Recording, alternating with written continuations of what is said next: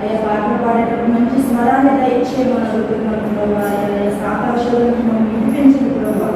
అయ్యా భాషను మాకు వాక్యం చెప్పుతుండగా వాక్యం నడుచుకుంటూ దయచేయమని అడుగుతున్నాను. అయ్యా ఎదురైన దీవించుకోకుండా మీ కొరకు దీవించే విశ్వాసాన్ని జ్ఞానాన్ని బుద్ధిని తెలివి దయచేయమని అడుగుతున్నాను. దీవించిన ఆశీర్వదించి చిన్నప్పటి జ్ఞానం చేస్తున్న క్షమించిన వేసుకున్నాను అడుగుతున్నాం తండ్రి. ఆమేన్. కీర్తనలు 10వ అధ్యాయము ఉత్తర ప్రత్యుత్తరముగా చదువుతున్నాం. యెహోవా, నీవెందుకు దూరముగా నిలుచుచున్నావు? ఆపత్కాలములలో నీవెందుకు దాగి ఉన్నావు? దుష్టుడు గర్వించి దీనుని వడిగా తన్నుచున్నాడు. వారు యోచించిన మోసతీరులలో తామే చిక్కుకుందురుగా. దుష్టులు తమ మనోభిలాషను బట్టి అతిశయపడుదురు, లోకులు యెహోవాను తిరస్కరిందురు. దుష్టులు కొందరికి యెహోవా విచారణ చేయడం కొందరు, దేవుడు లేడని వారెల్లప్పుడూ యోచించదు. వారెల్లప్పుడూ భయము మానుకొని ప్రవర్తించురు. నీ న్యాయ విధులు ఉన్నతమైనవై వారి దృష్టికి అందకుండును. వారు తమ శత్రువులనందరినీ చూచి తిరస్కరించురు. మేము కదల్చబడము, తరతరముల వరకు ఆపద చూడము అని వారు తమ హృదయంలో అనుకుంటారు. వారి నోరు శాపంతోనూ కట్టంతోనూ వంచనతోనూ నిండి ఉన్నది. వారి నాలుగు క్రింద చేతులు పాపంలో ఉన్నది. తామున్న పల్లెల అందరి మాటు చోటులలో పొంచి ఉండురు. చాటైన స్థలములలో నిరపరాధులను చంపుదురు. తామున్న పల్లెల అందరి మాటు చోటులలో పొంచి ఉందురు.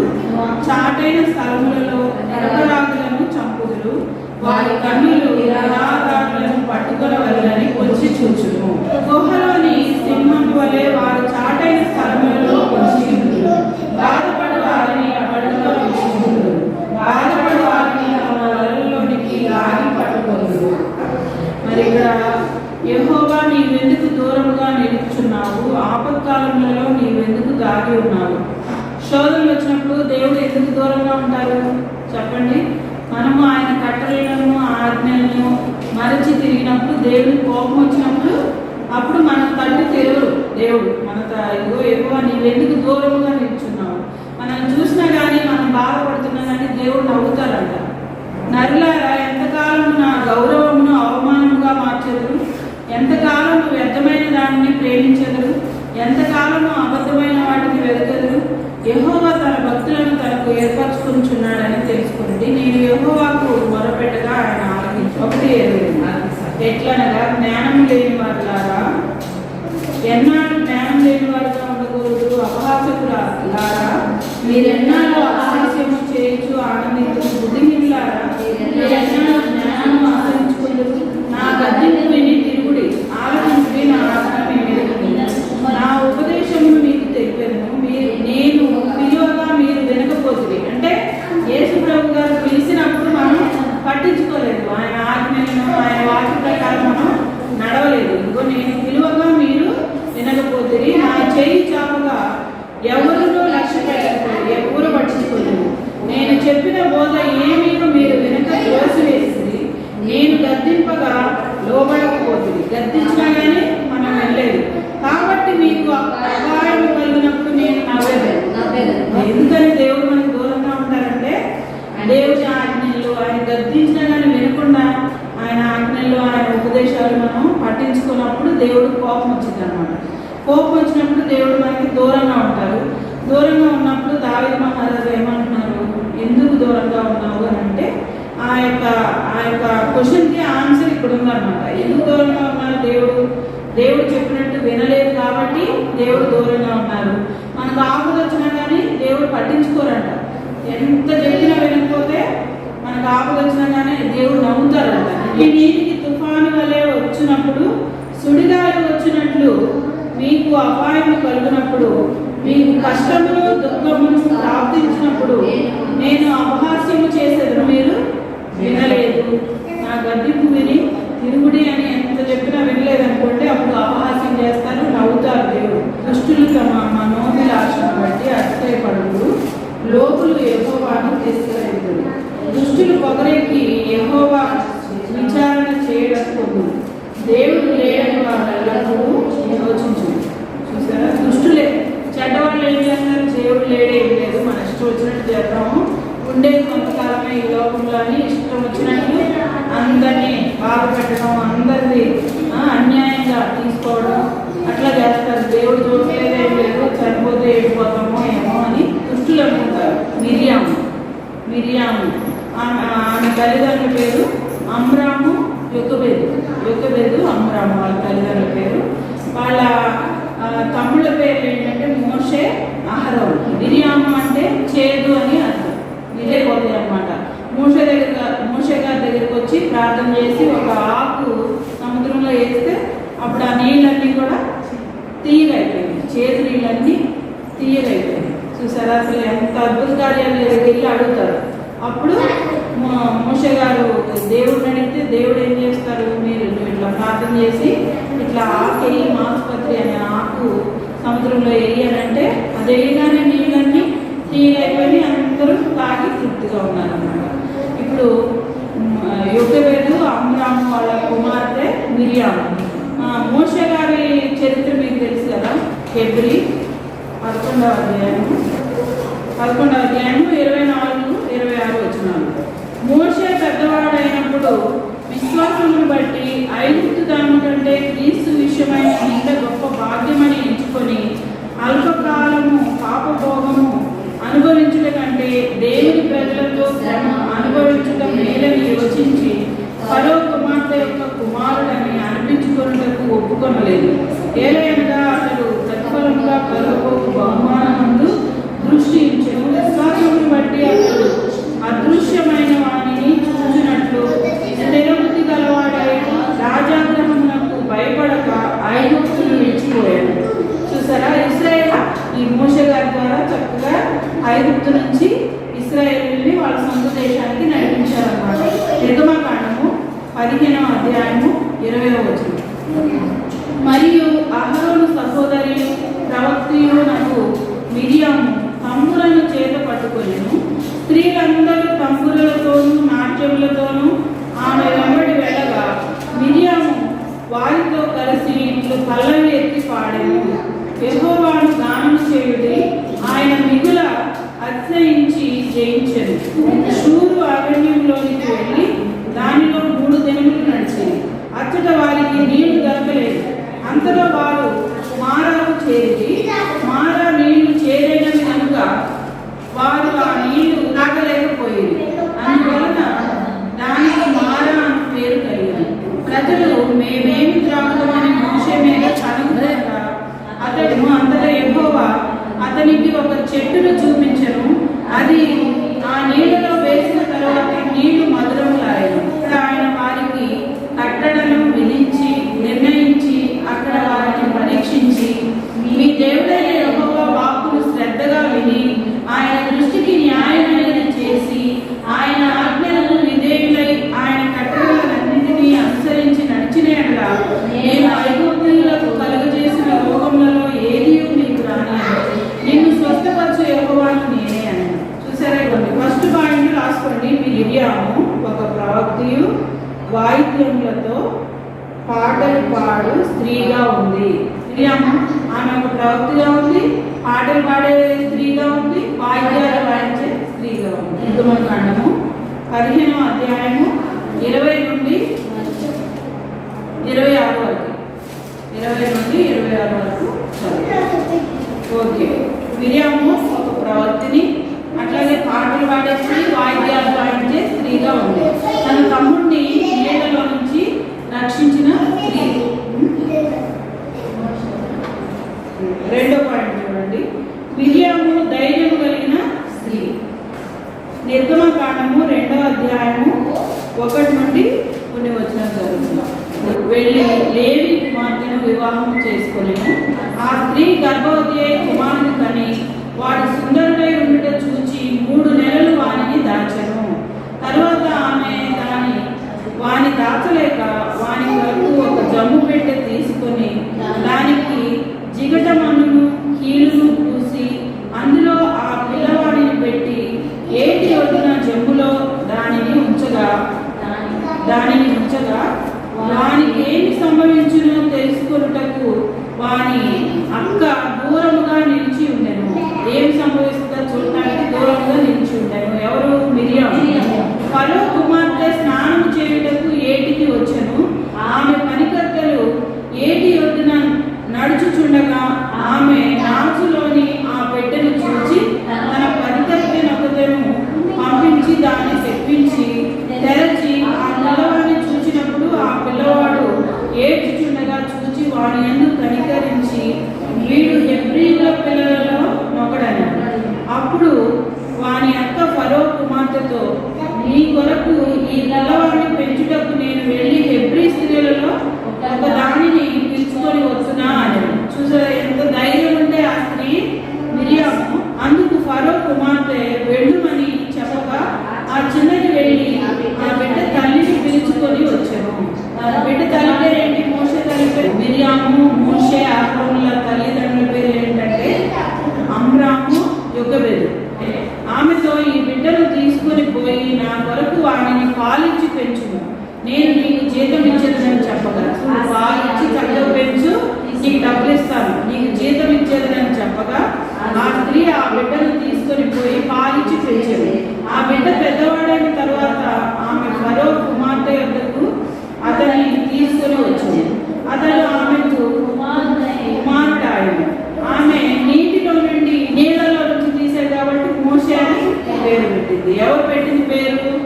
రాజు. కొన్ని సంవత్సరాలు ఉంటున్నాము, ఆ సొంత రాజుగారి కుమార్తె ఈ అబ్బాయిని పెట్టడం జరిగింది. వాళ్ళు పెంచినందుకు తల్లికి డబ్బు కూడా ఇచ్చారు. ఎంత దేవుడి ప్రణాళికలో ఉంటే ఇవన్నీ మనకి దేవుడి బిడ్డలకి సమస్తము సమకూడి మేలు కొరకే జరుగుతుంది కదా. వాక్యం నెరవేరింది కదా. హల్లెలూయా. అది ఎక్కడుందంటే నిర్గమకాండము 2వ అధ్యాయము 1 నుండి 10 వచనాలు కదా. పైలోకం కాదు, హృదయము దేవుడు చూస్తారు కాబట్టి మన హృదయాన్ని మనం పవిత్రంగా పరిశుద్ధంగా ఉంచుకోవాలి. ఎవరు తెలిసిందిలే నా హృదయంలో ఏమనుకుంటే అందరినీ తిట్టేసి హృదయంలో పైకేమో నవ్వుకుంటూ అందరినీ మాట్లాడించామనుకో, అది చూసే దేవుడు ఉన్నారు కదా, హృదయ పరిశీలకుడు. దేవుడు చూసి మనకు తగ్గ మన హృదయంలో అనుకున్నదే దేవుడు చేస్తారు, కానీ పైకి మనం చేసేవన్నీ దేవుడు పట్టించుకోరు. మోషే భార్య పేరు సిప్పోరా.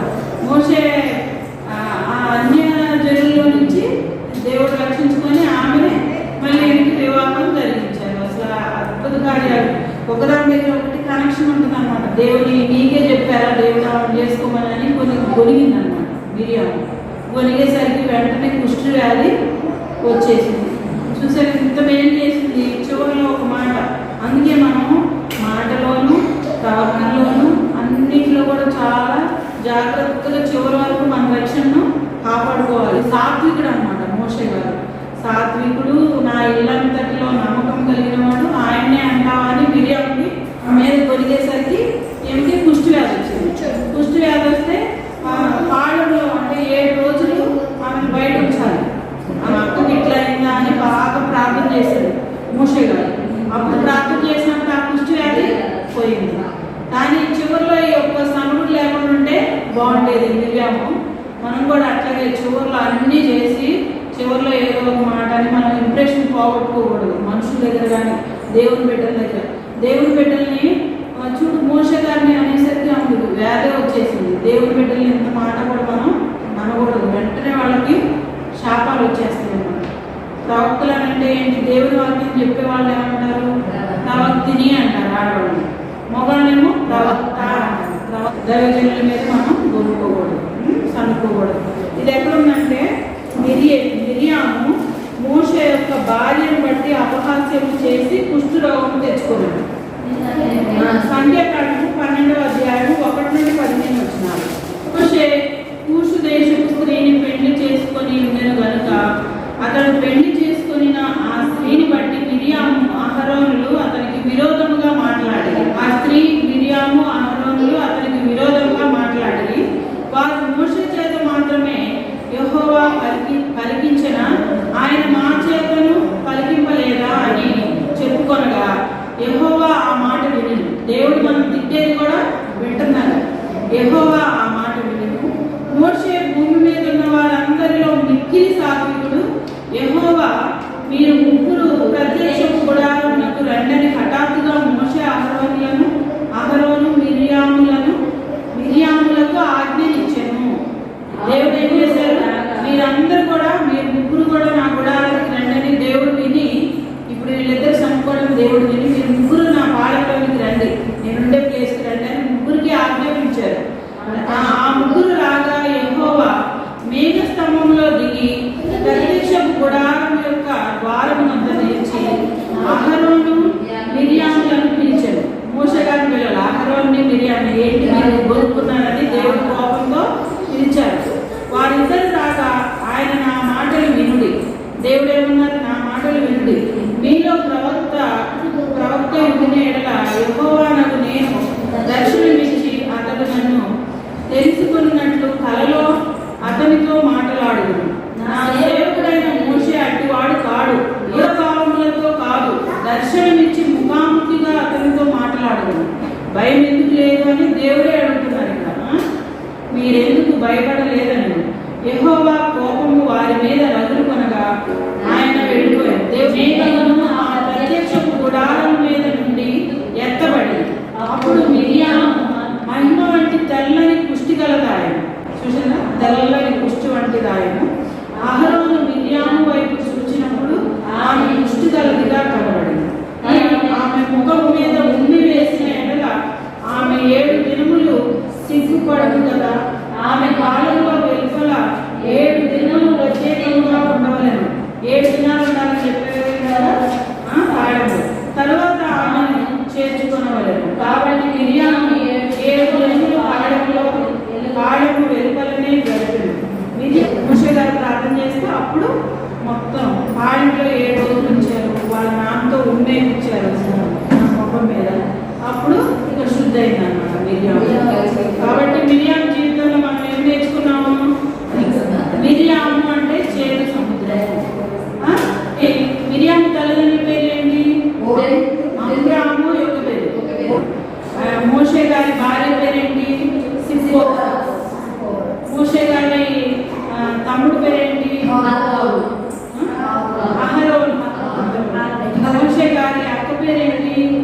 మిరియాము గురించి మనం తెలుసుకున్నాం. మిరియాము ఆమె యొక్క ప్రవృత్తిని, పాటలు పాడే స్త్రీ, వాయిద్యాలు వాయించే స్త్రీ, ధైర్యం కలిగిన స్త్రీ. మిరియాము ధైర్యం కలిగిన స్త్రీ. చివరిలో కాన్సిక్వెన్స్ ఏంటి? ఆమె కుష్టి వ్యాధి తెచ్చుకుంది. ఈ బిడ్డలకి ఏమి అనకూడదని ఈ మిరియాము జీవితంలో నేర్చుకున్నాము. ప్రేమ నమ్మకములు కలిగిన మా ప్రియ పరలోకపు తండ్రి, మీ యొక్క ఘనమైన, ఉన్నతమైన, శ్రేష్టమైన, పరిశుద్ధమైన నామం బట్టి మీకు వందనాలు తండ్రి. మీరెంతో గొప్ప దేవుడు నాయన, హృదయ రహస్యాలు ఇచ్చిన దేవుడు తండ్రి. యేసయ్యా, మిరియాము అయా గురించి మేము నేర్చుకోవడానికి మీరు చూపిన కృపను బట్టి మీకు వందనాలు తండ్రి. మోషే గారిని నీళ్ళ నుండి రక్షించింది. అంటే వివేకం కలిగిన స్త్రీగా, ధైర్యం కలిగిన స్త్రీగా మిరియాము ఉన్నది. అట్లాగే మేము కూడా ఉండటానికి సహాయం చేయండి. విషయాల్లో మిరియాముని మాదిరిగా తీసుకొని మరి మేము కూడా అన్ని విషయాల్లో ఎదగడానికి సహాయం చేయండి. మరి దైవజనుల్ని మేము అంటే తండ్రి మాకు అయా మరి రోగాలు, అట్లాగే జబ్బులు, మరి శాపాలు వస్తాయని మేము జ్ఞాపకం చేసుకుని చాలా జాగ్రత్తగా ఉండడానికి సహాయం చేయండి. మిరియాము మొదటి నుంచి అన్ని విషయాల్లో మరి ఎంతో తెలివిగా తమ్ముడిని కాపాడింది, కానీ చివరిలో సనుగుకొనడం వలన మరి ఒక్క మాట విషయంలో తప్పిపోయింది కాబట్టి తండ్రి మరి తను చేసిందంతా వ్యర్థమై నాయన మరి రోగాన్ని తెచ్చుకుంది. మరలా మరి మోషే గారు ప్రార్థించినప్పుడు ఆయన మరి స్వస్థపరిచారు తండ్రి. అయ్యా మేము ఇట్లాంటి శాపాలకు, జబ్బులకు గురి కాకుండా అయ్యా తెలివిగా, జ్ఞానంగా మేము మీలో నడవడానికి సహాయం చేయండి తండ్రి. మరి ఇక్కడ ఉన్న ప్రతి ఒక్క స్త్రీని జ్ఞాపకం చేసుకునండి. ఇచ్చేది మీరే తండ్రి. హృదయ రహస్యాలు కలిగిన దేవుడు. ఎవరి హృదయంలో ఏ బాధ, చింత, వేదన, అనారోగ్యం ఉన్నదో నాయన మీరే తీసివేయండి. అసౌకర్యాన్ని గద్దించండి తండ్రి. ఎవరికి చెప్పుకోలేని బాధల నుండి, సమస్యల నుంచి మీరే విడిపించండి తండ్రి. నాయన ప్రతి ఒక్కరిని ముక్తి స్వస్థపరచండి. మంచి ఆరోగ్యము, బలము, శక్తిని మీరు అనుగ్రహించండి. మీ సేవలను మేమందరము బలముగా వాడపడటానికి సహాయం చేయండి తండ్రి. మీరు అక్కడ సమీపంలో ఉన్నది తండ్రి. బుద్ధిగల కన్యకల వల్ల మేమందరము సిద్ధంగా ఉండటానికి సహాయం చేయండి. మా సంఘ సభ్యులందరినీ జ్ఞాపకం చేసుకొని దీవించి ఆశీర్వదించండి తండ్రి. అయా కుటుంబ సభ్యులను, బంధుమిత్రులను, స్నేహితులను, శ్రేయోభిలాషులను, మా చుట్టుపక్కల ఉన్న వారిని, మా కాలనీలో ఉన్న వారిని అందరినీ జ్ఞాపకం చేసుకుని దీవించి ఆశీర్వదించండి. ఎవరెవరు ఏ అవసరంలో ఉన్నారో తీర్చండి తండ్రి. నాయన వారి ప్రయాణాల్లో క్షేమాన్ని అనుగ్రహించండి. మా రాజులను, అధికారులను, అధిపతులను, అయా మా దేశ పరిపాలకులను అందరినీ జ్ఞాపకం చేసుకునండి తండ్రి. మంచి జ్ఞానము, తెలివి, వివేచన అనుగ్రహించండి తండ్రి. అయా దిక్కులేని పిల్లలను, విధవరాంతులను మీరు జ్ఞాపకం చేసుకుని ఆదరించండి. అయా ఓదార్చండి తండ్రి. మీకు వందనాలు తండ్రి. యెరూషలేమును కాపాడండి తండ్రి. నాయన యుద్ధాలు ఆపివేయండి, కాచి కాపాడండి తండ్రి. నాయన మీకు వందనాలు, స్తుతులు, స్తోత్రాలు తండ్రి. అయా నాయన మా యొక్క స్తుతుల మీద మీరు ఆశీర్వదించండి. ప్రార్థన ఆలోచించి కాకడి పర్యంతం వరకు నాయన అంతం వరకు మా రక్షణను మేము కాపాడుకొని అయా మీ యొక్క మంచి కిరీటాలు మేము పొందుకోవడానికి మాకు అందరికీ సహాయం చేస్తారని నమ్ముచు విశ్వాసంలో మమ్మల్ని స్థిరపరచండి, బలపరచండి. ఆయన అయ్యా మంచి వాక్చాతుర్యము, వాక్య జ్ఞానము, తెలివి, వివేచన, జ్ఞానము మాకందరికీ అనుగ్రహించి అయ్యా మీ యొక్క వెలుగు మార్గంలో మమ్మల్ని అందరినీ నడిపించి మీ నామానికి మహిమ, ఘనత, ప్రభావాలు పొందుకుంటారని నమ్ముచు యేసు పరిశుద్ధ నామమున అడిగి వేడుకొని ప్రార్థిస్తున్నాను తండ్రి.